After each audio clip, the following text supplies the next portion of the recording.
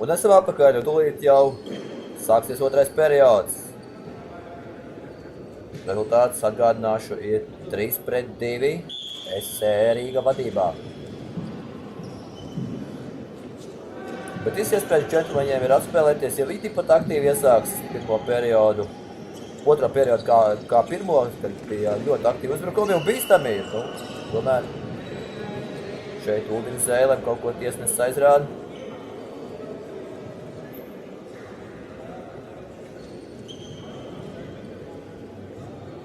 Un būs spēle pie SC Rīga vatiem. Meklē partneris pretinieki, ar ko saspēlēties. SC Rīga dodās uzbrukumā. Džentlmeņi to pārtver. Uldis Zēlē.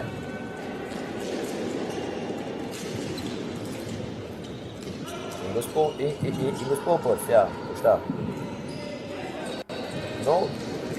Un 4-2, diemžēl, jau situācija ir pavisam nopietna. Diemžēl, 4-2. Gaiķis kūst 4. vārtus SC Rīga komandai. Un džentlmeņiem ir pavisam ļoti nopietni jāsaņemās, lai varētu atspēlēties. Jāsanāk, ir 3 ielaisti vārti jau bezatbildes vārti no džentlmeņu puses, kas nav labi. Bet, protams, ja puiši sasparosies, tad arī būs ir iespējas spēli mainīt.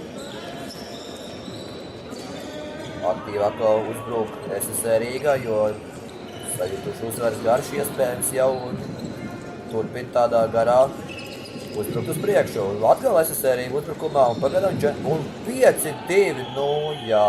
te jau ir pavisam nopietni. Jāsaka jau, ka negribētu tos norakstīt spēli vēl. Es ticu, ka puišiem vēl ir kaut kāda cerība iekšā, bet varbūt ir jāmaina vārdsargs vai kas cits, bet iespējams, ka tur pat nebija vārdsargs vainīgs. Mēs gan neredzam atkārto, bet man šķiet, ka arī diezgan varbūt bija neveiksmīgi nospēlējuši aizsargi arī savā zonā, un tas varbūt arī veicināja to.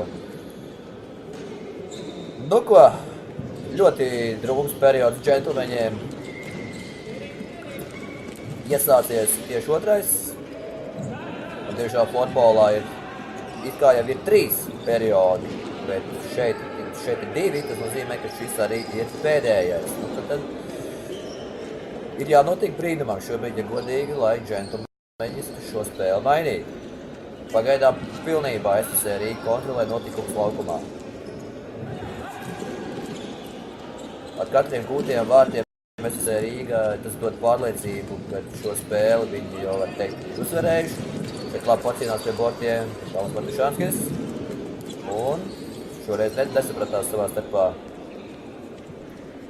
SC Rīga florбolisti.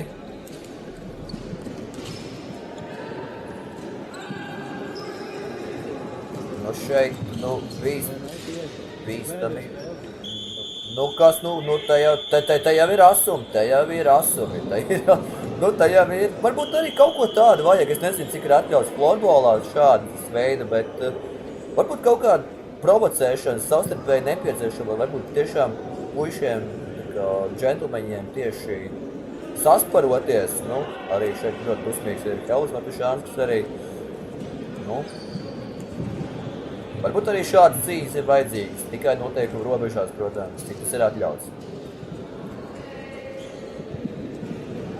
Izskatās, ka tomēr nekādas sankcijas no tiesnešu puses nesekos, un spēle atsākās. Džentlmeņi iet uzbrukumā.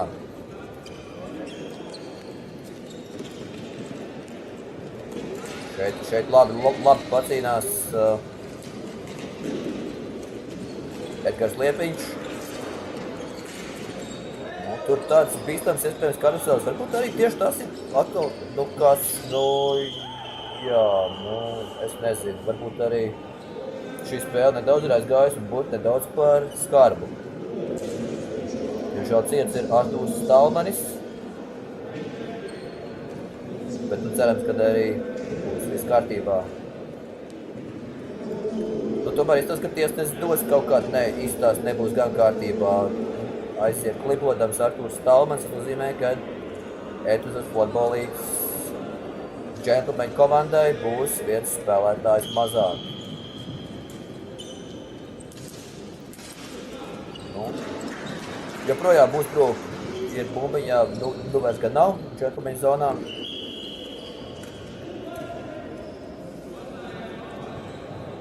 Un Īgus Pulpošs izsāks izspēli.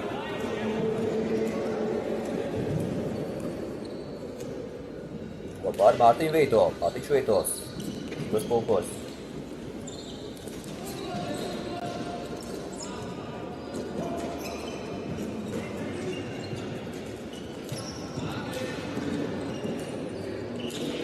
Pagaidām tāds atklāts, tāds, negribētu teikt, hokejs, bet florbols, jo, īsti nav aizsardzības nekādas.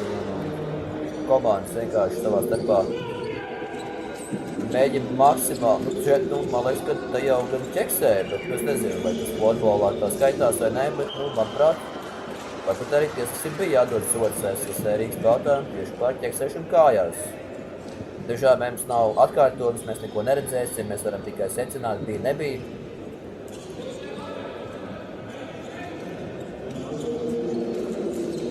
Uz Zele.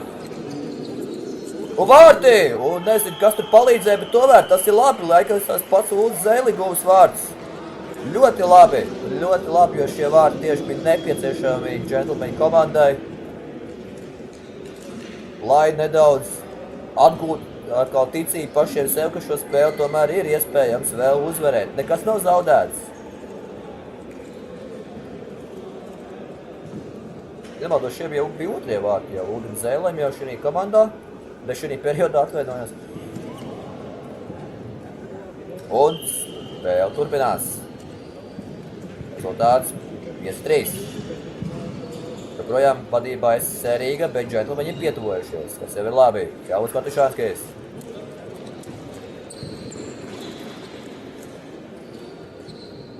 Daudz atkal uzbrukums atpakaļ. Un vārti!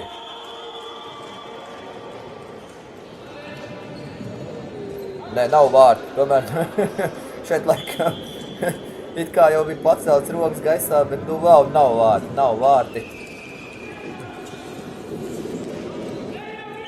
Tomēr nē, nav vārti. Ir tāpat rezultāts paliek 5-3 un nekas nemainās. Mūsu ekrānos Jālis Matušāns bija tūplānā redzams. Džentlmeņi uzsāk izspēli. Jālis Matušānskis, nobuļķēts metiens. Labi pacīnās Pulpurs.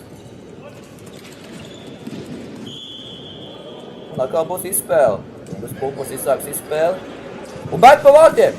Un jā, labi uzbeta. Tiešām negaidīja varbūt valsts šādu metienu. Viņš varbūt cerēja, ka piespēlēs Jālim Matušānskim, bet tomēr viņš izšķirās mest pats. Varbūt tas nebija šajā gadījumā arī slikti. Labi pacīnās Jālis Matušāns centrā. Ļoti labi, atkal aktīvi ir iesākuši džentlmeņu uzbrukumu. Pagaidām gan tas vairāk notiek viss pa centru.